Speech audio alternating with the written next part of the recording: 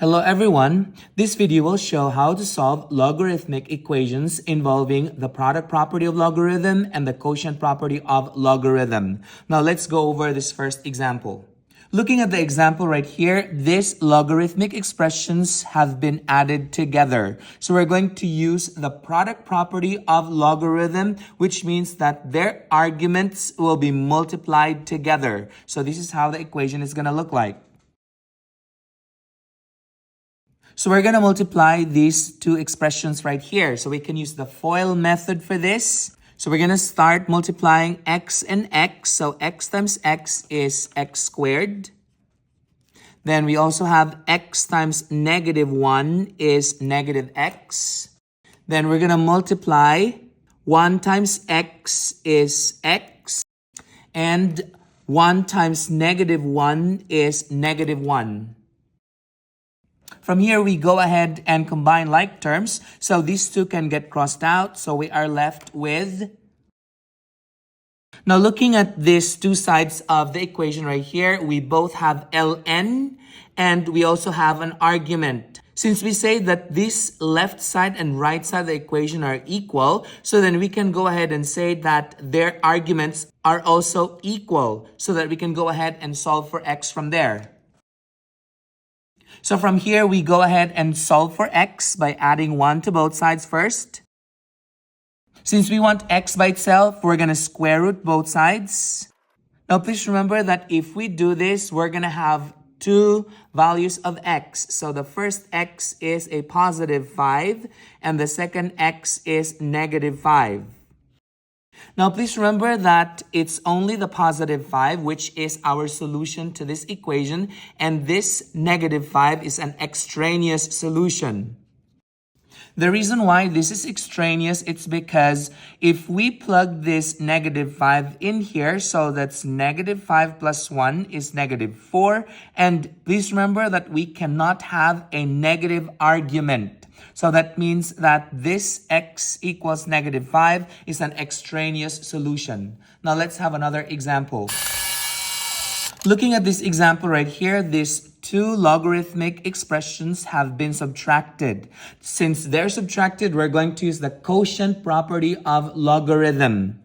That means these two arguments shall be divided together. So this is how the equation is going to look like. Now, looking at this equation that we have right here, we can go ahead and say that these two arguments are equal to each other. So I'm going to go ahead and set these two arguments equal to each other and solve for x from there. So that we can solve for x here, we're going to multiply both sides by x minus 2.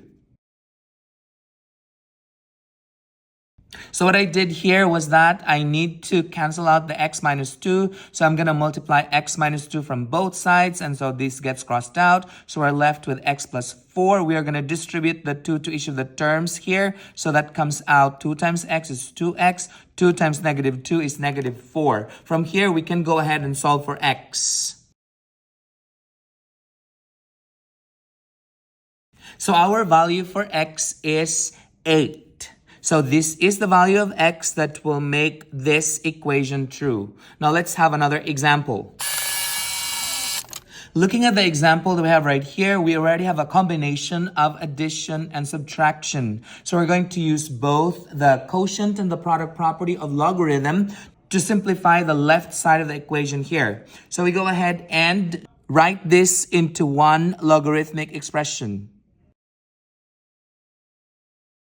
So what I did here was that since these two are added, we're going to use the product property of logarithm. So I multiply them together. And since this is a minus, I'm going to divide it.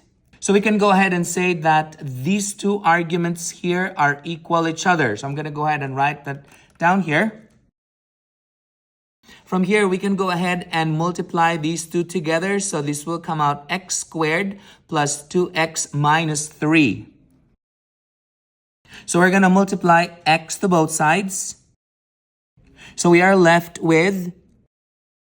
So what we do next is we are going to subtract 4x from both sides.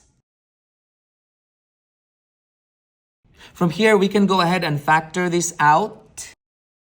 So we're looking for that two numbers such that if we multiply them, it's -3. And when we add them, it's a -2. So these two numbers are -3 and +1. So that we can go ahead and use the zero product property to solve for x.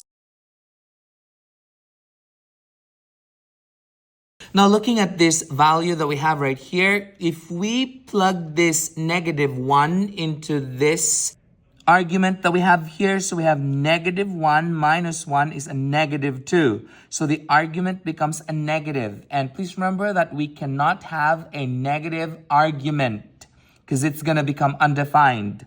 So we go ahead and say that we also have here, so if we put in the -1, ln of -1, that's not possible. So we go ahead and say that this x equals -1 is an extraneous solution. So the only value for x that would work for this equation right here is 3. So that is how we solve equations involving natural logarithm ln.